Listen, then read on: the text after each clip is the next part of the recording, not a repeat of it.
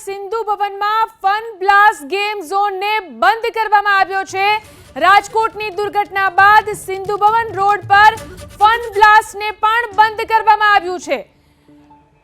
અમારા સંવાદદાતા રાજલ બારોટ આપણી સાથે લાઈવ જોડાયા છે। જી રાજોલ, હવે ફન બ્લાસ્ટને પણ બંધ કરવામાં આવ્યો છે, શું છે ત્યાં પરિસ્થિતિ?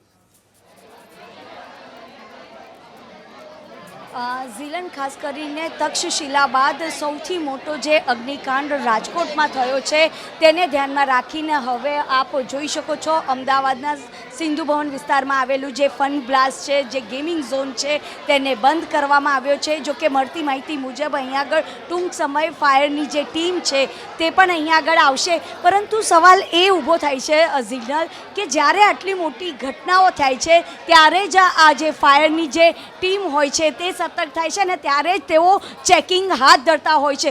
જો તેઓ પહેલેથી જ તેઓ ચેકિંગ કરતા હોય તો આવી ઘટના ના ઘટતી હોય।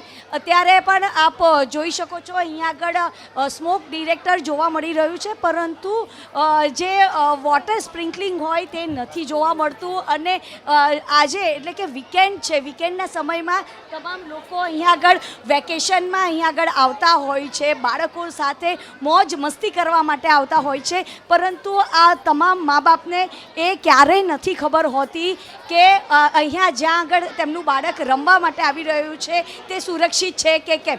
બેન, અત્યારે આપ અહીંયા આગળ આવ્યા છો, રાજકોટમાં પણ ગેમિંગ ઝોનમાં આગ લાગી હતી અને એમાં 24 લોકોના મૃત્યુ થયા છે। આપ શું કહેશો? અહીંયા પણ આપ આવ્યા છો, આપનું બાળક સુરક્ષિત છે કે કેમ?